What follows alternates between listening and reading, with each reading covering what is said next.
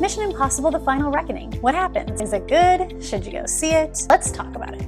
The Final Reckoning is a sequel to Dead Reckoning, really a part 2. They just changed the name from Dead Reckoning Part 2 to The Final Reckoning. The idea is that this is the last Mission Impossible movie, or at least the last Mission Impossible movie where Tom Cruise plays Ethan Hunt. Who knows if there will be a reboot someday in the future. I don't want to give away too much of the plot in case you haven't seen it, but in the previous movie, Ethan Hunt and his team needed to hunt down these keys that were going to be important for this AI called the Entity, which is the villain of the movie. And then its human agent is Gabriel, and he is also in Final Reckoning. The Entity is still the villain, and Gabriel is still in the movie, but he's sort of disgraced because, as you may recall from Dead Reckoning, he was not able to retrieve the key from Ethan, and that was what he was supposed to do. So he is not in the Entity's good graces anymore, and now his villain role is that he kind of wants to get back into the Entity's good graces so he can be sort of in control of the Entity. The whole idea is that they need to control or subdue the Entity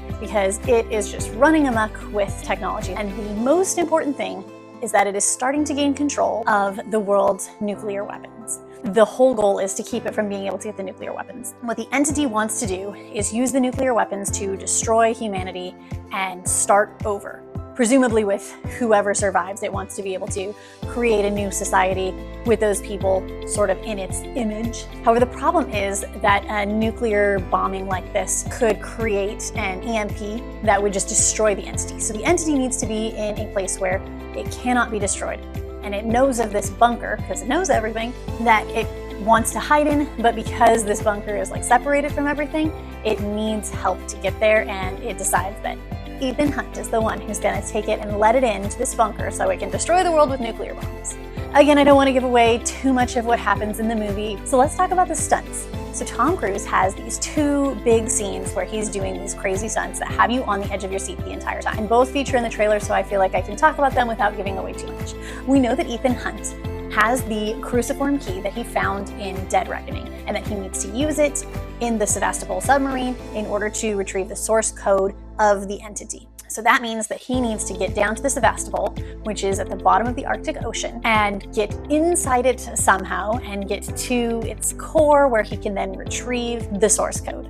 The Entity really did make this pretty difficult to accomplish. Dare I say, impossible. Well, luckily, Ethan Hunt has the help of the US military, and so he's able to get into an American submarine, and they happen to have this technology where, using this special compressed air gas and this special suit, he is going to be able to dive as deep as the Sevastopol is. He'll have enough air to get in, get out, and then he has to ascend so fast that he has to be exhaling the entire time so that he doesn't blow out his lungs, and then he'll have to go through this like decompression chamber. They basically say that this process is going to guarantee that you get the bends. It's excruciatingly painful, and he is going to be dealing with other things too. You know it's going to be painful, difficult to move, things like that. So he gets out of the submarine into the cold Arctic waters at this super deep depth that would be very high pressure. Okay, as the audience, I know you're supposed to suspend your disbelief, and I'm willing to suspend my disbelief in this case. They have said they have this technology.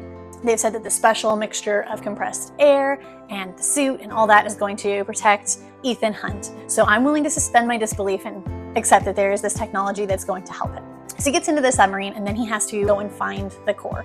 And it's partly in water, partly in air, because the submarine was essentially enclosed, and so parts of it are still sealed off and there's air inside, but he does keep the tank on the entire time. You could probably figure out that he is going to manage to retrieve the source code, because otherwise the rest of the movie wouldn't make any sense. Why would there even be additional movie? So I'm assuming that's not too big of a spoiler for you, but he is able to retrieve the source code. And then on the way back, that's when you're really on the edge of your seat. He is in the water with torpedoes falling around him as he tries to navigate, because the submarine is not in a stable location and it is physically rolling. And so not only is his entire environment being rotated, but there are loose torpedoes that are now falling and could potentially crush him, trap him, or block doors. And so the whole time you really are just, is he going to make it? Eventually, the worst does happen. A torpedo does block his exit, but he realizes that he can go through a torpedo tube in order to escape and get to the surface so that he can take the source code, because without the source code, they cannot destroy the entity. So he goes to the torpedo tube, but unfortunately, he is too big to fit inside. However, he's only too big to fit inside because of all of the stuff he's wearing. So he strips off his suit and stuff. At this point, he still has a special gas, so he's able to continue breathing as he goes through, but you know he's got to be in like freezing cold water at very high pressure. And now he has to make it to the surface. You're very much rooting for him, but also feeling like he can't possibly survive this. Of course, it's Mission Impossible and he's Ethan Hunt, so you know that ultimately he is going to survive. My only complaint about this scene is that I don't feel like the movie follows its own logic, where they said the only reason he's able to survive in this pressure, in this cold, is that he has the special mixture of air and then he has the suit. So once he strips off the suit and no longer has the special mixture of air, I feel like he should die.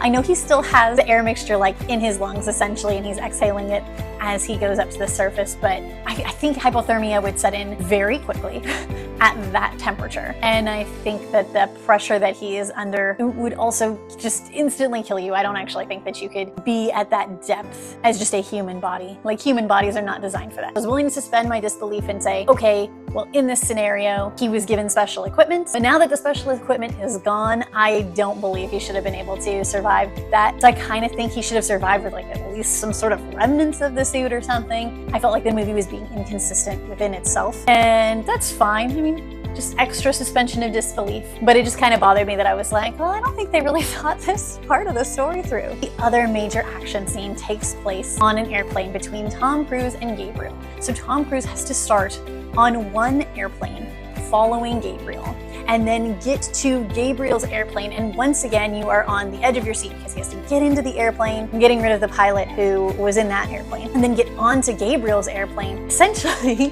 he has to fight Gabriel while Gabriel is flying the plane and Ethan Hunt is holding on to the plane, and that is the only way that he is connected to it. He doesn't have like seatbelts or whatever, and it is just so intense. The whole time you're just absolutely amazed that this scene is even happening. Again, I don't want to give away the whole ending. I know there are some spoilers in what I've already said, but I'd prefer not to just ruin the entire ending for you.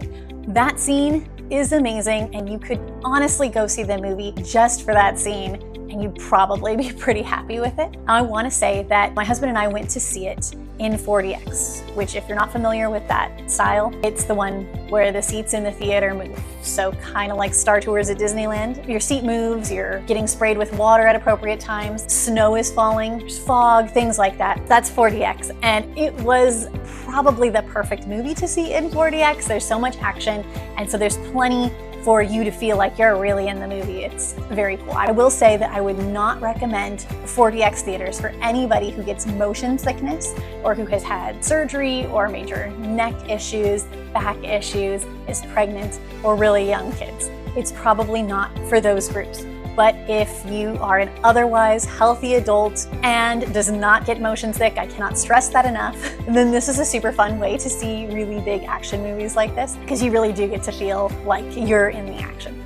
The movie is meant to be watched in IMAX. I do think that you could probably be fine just streaming this when it comes out, but seeing it in a theater really was a great experience. If you're a big fan of the Mission Impossible movies, and particularly as this one is supposed to be the last one, I'd say I'd probably go for it, just since it might be the last time you get a chance to see a Mission Impossible movie in theaters.